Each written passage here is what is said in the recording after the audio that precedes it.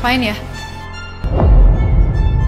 Bu Wita dan Salma mencurigai Pak Ridwan adalah orang yang telah tega menukar obat William sehingga William mengalami tahikardia. Tindakan itu benar-benar sangat keterlaluan karena bisa mengancam jiwa William dan orang lain yang mungkin akan menjadi sasaran kemarahan William jika William sedang mengamuk.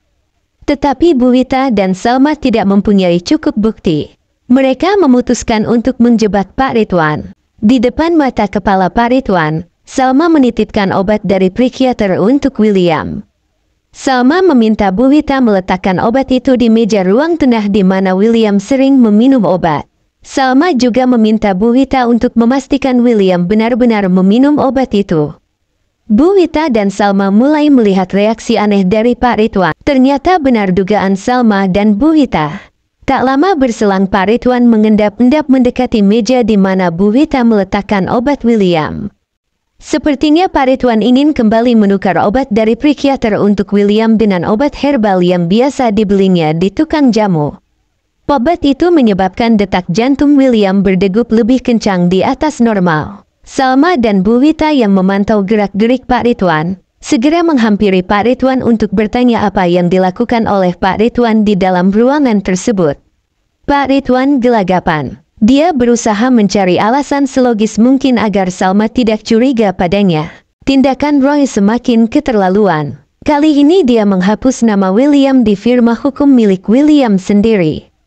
Setelah Roy berhasil menipu William dengan menguasai 65% saham di perusahaan William, Roy merasa telah menjadi penguasa di perusahaan itu. Roy telah mengusir William dari rumahnya sendiri dan kini Roy menghilangkan nama William di firma hukum William. Roy mengatakan bahwa saat ini William tidak lebih dari sekedar karyawan biasa di perusahaan itu. Betapa marahnya William. Dia tidak menyangka Roy akan bertindak sejauh ini.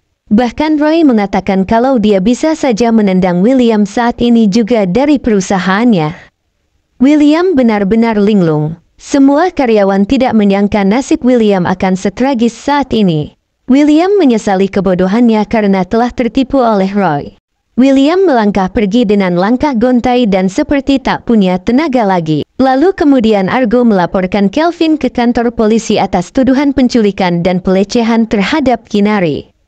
Kinari tidak menyangka Argo akan benar-benar melaporkan Kelvin ke kantor polisi seperti yang dia katakan sebelumnya. Kinari khawatir Argo akan meminta Kelvin untuk bertanggung jawab atas kehamilannya.